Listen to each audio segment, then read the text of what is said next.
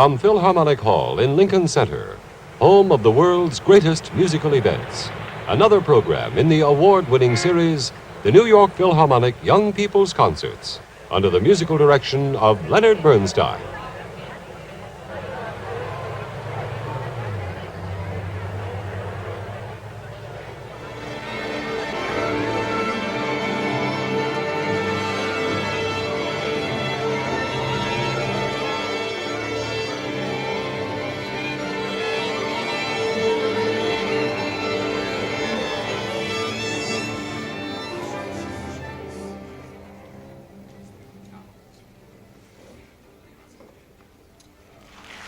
And here is Mr. Bernstein.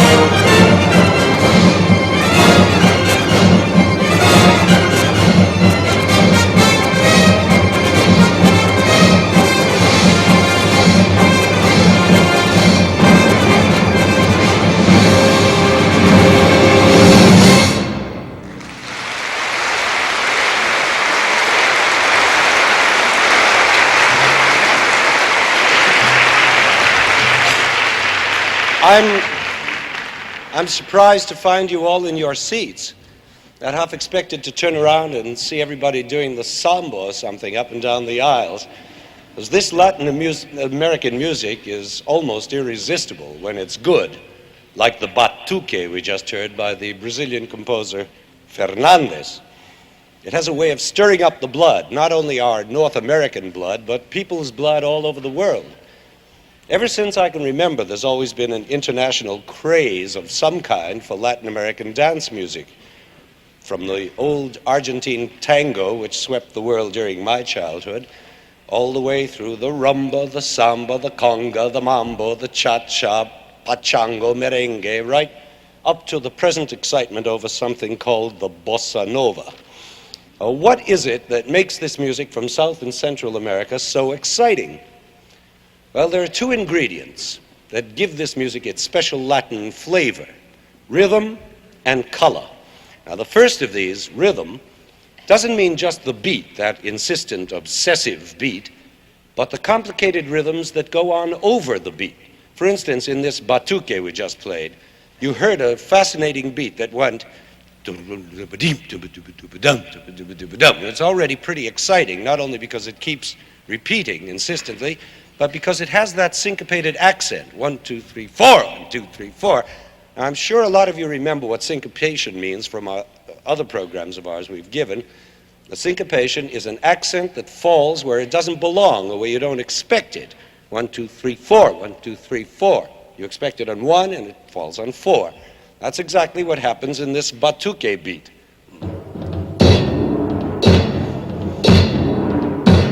But over that syncopated beat, there are rhythms that are even more syncopated and more complicated, like this one.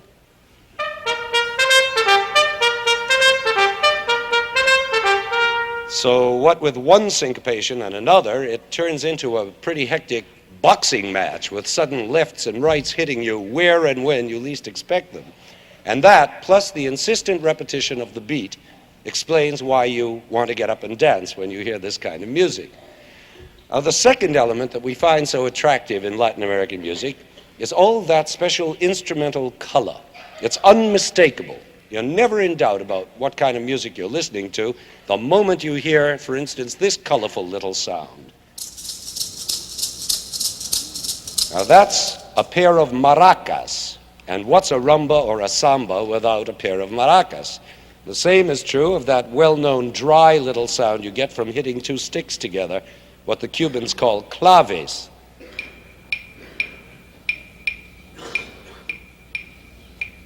And then there are all kinds of gourds like this. And rasping sticks. And an endless variety of other things like conga drums and bongos that make the music sound Latin.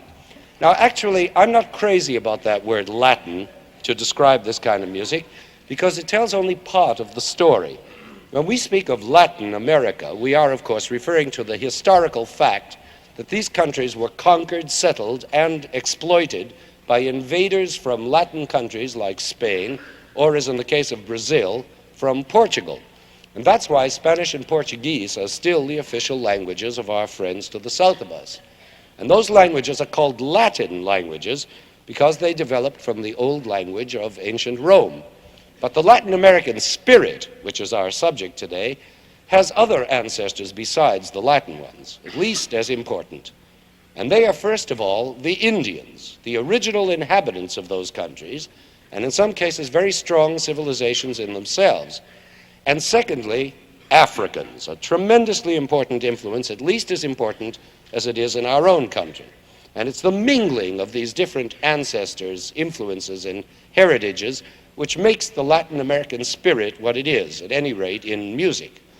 But we mustn't begin to think that all Latin American music is only chaka-chaka-chaka-chaka dance music, not by a long shot. Our Latin neighbors have produced a very impressive number of serious symphonic composers who have succeeded in preserving the folk flavor of their own countries, while at the same time expanding their music into what we think of as universal art. That is, music that has not only a nationalistic spirit, but the spirit of all mankind. Now, certainly the most admired of all these composers was the great Brazilian Villa-Lobos, who died only 3 years ago leaving many beautiful compositions. And we're now going to hear the most famous one, the Bachianas Brasileiras No. 5. Now that's a mouthful of a title, but it's simple to understand. Bachianas simply means pieces like Bach, the great German composer Bach. In other words, Bachian pieces, Bachianas in Portuguese. And Brasileiras means Brazilian, naturally, and number 5 means that he wrote almost a dozen different works using this title, of which this is the 5th. So there you have it, Bachianas Brasileiras No. 5. Now, what is Bach doing in Brazil? Well, that's just the point of this piece, and really the point of all the pieces Villalobos composed. He wanted to bring together his native folklore elements with the great European musical tradition and unify them into a single style of his own, as he does in the very title of this piece, Bachianas Brasileiras. And it's amazing how well he succeeded, as you will hear, especially in the first movement. There are 2 movements to this piece, which, by the way, is written for a soprano voice and an orchestra consisting of nothing but 8 cellos. Now, in the first movement, which is slow and tender, he has the soprano sing a long melodic line without words, just the syllable ah. And underneath, the 8 cellos accompany this Bachian song like one huge guitar. And then comes a short middle part that does have words in Portuguese about the moon, but then the singer goes back to the wordless Bachian melody, only this time, instead of singing ah, she hums it. Altogether, it makes a haunting and unforgettable atmosphere. Then comes the second movement, which is much more Brazilian than Bachian. It's a fast, gay tongue twister that does sound like a native folk dance. And now this difficult and fascinating work will be sung for us by the brilliant Israeli soprano, Netanya Davrat.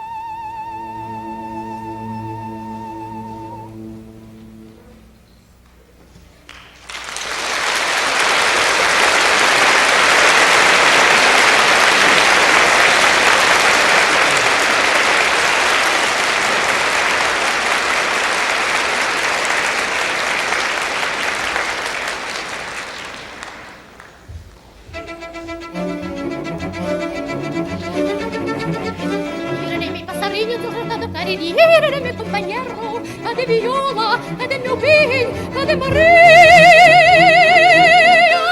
Ai, desse sorte de violeiro cantador. Ah, sim, a viola que cantava seu amor. Seu assobio, tua flauta de riri. E tua flauta do sertão quando assobia.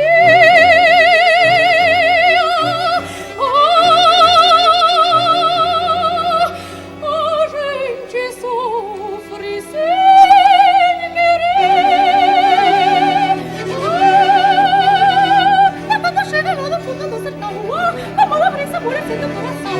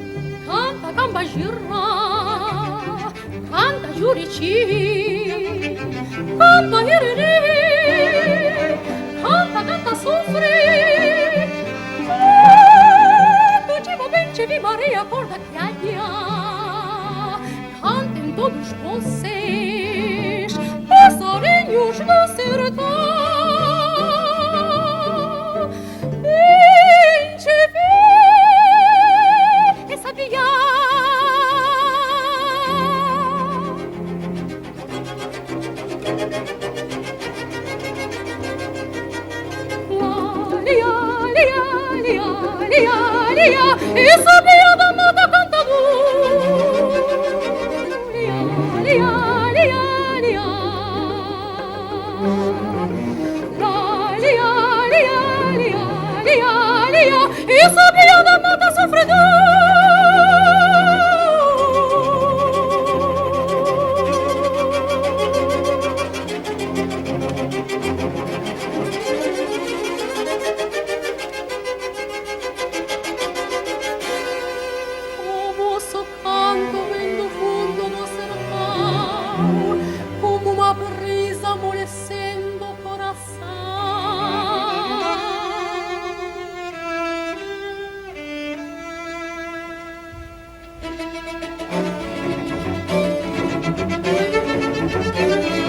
Passarinho do sertão do Cariri, meu companheiro, cadê viola, cadê meu bem, cadê Maria? A disse sorte do violino cantador, sem a viola que cantava seu amor, seu assobio, tua flauta de riri, e tua flauta do sertão canta a subir.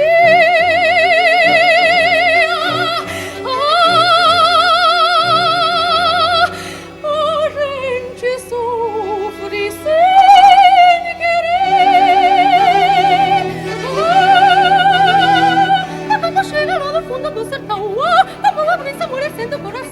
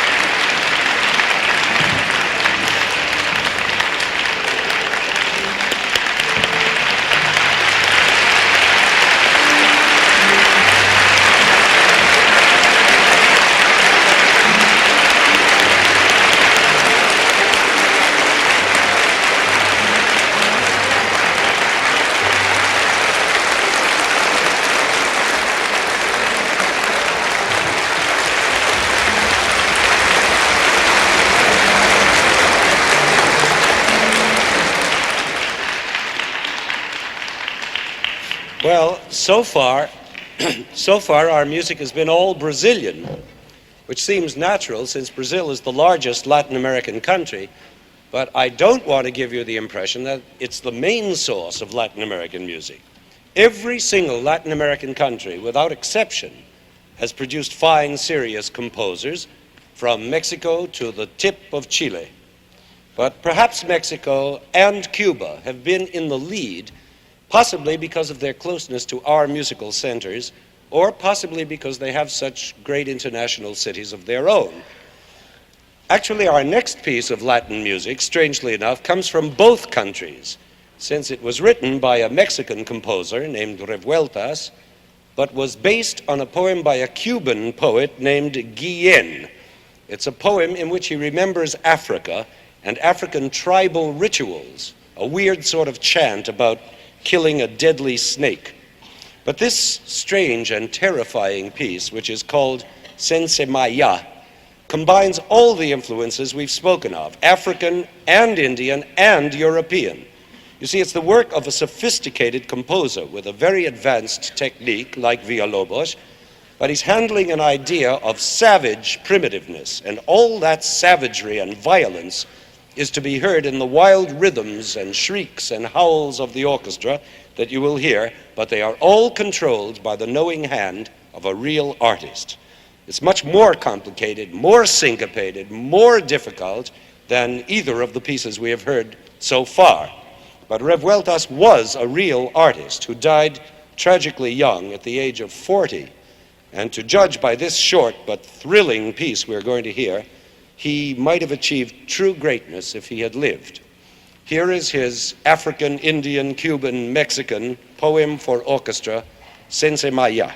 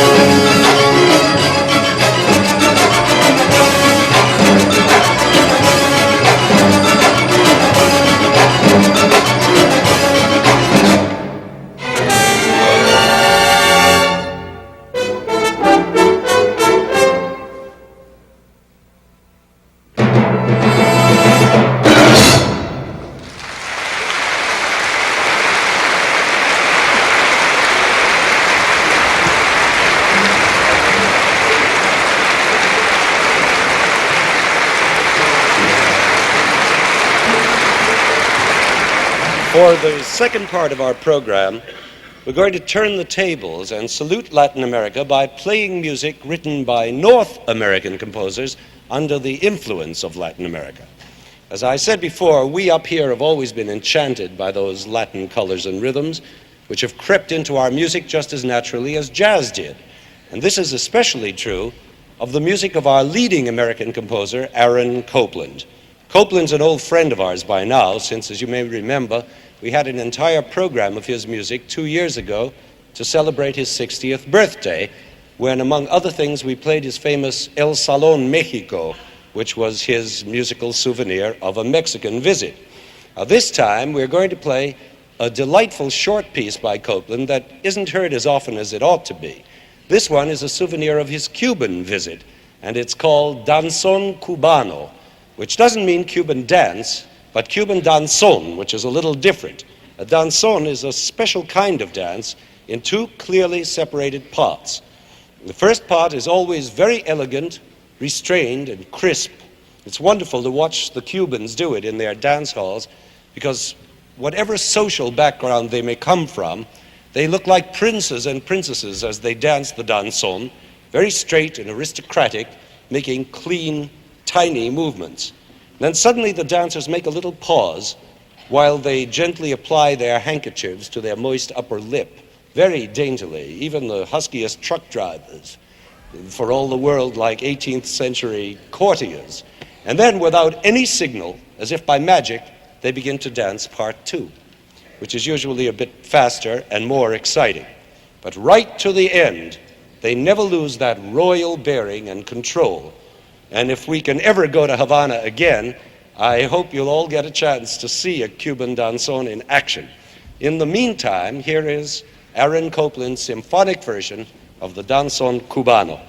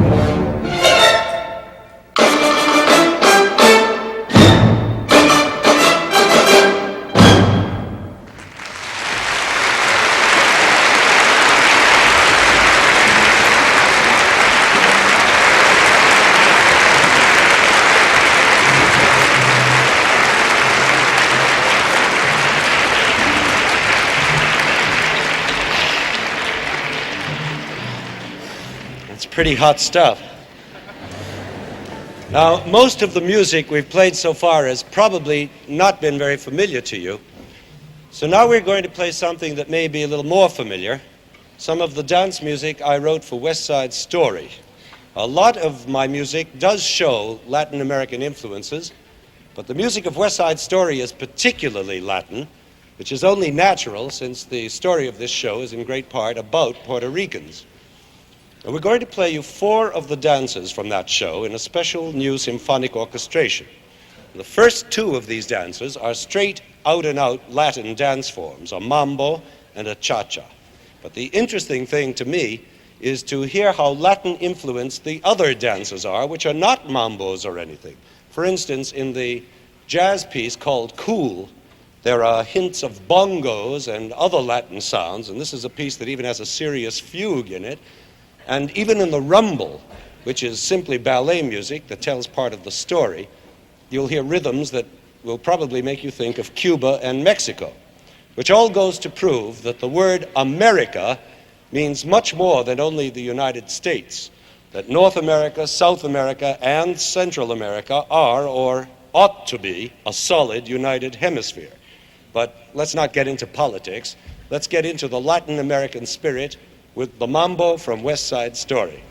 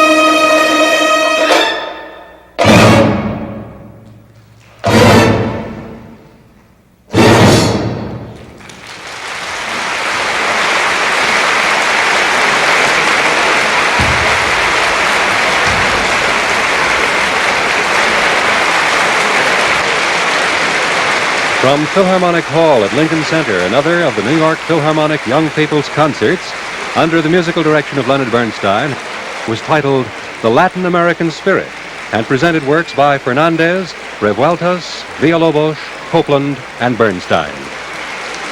Earlier, during this 6th year of televised concerts in the Young People's Series, the program titled Young Performers featured 4 young pianists in concertos by Mozart and Liszt.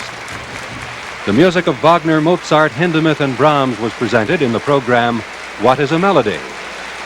And The Sound of a Hall featured works by Berlioz, Copland, Vivaldi, Walton, and Tchaikovsky. The preceding program was pre-recorded at Philharmonic Hall in New York City and was produced and directed by Roger Englander.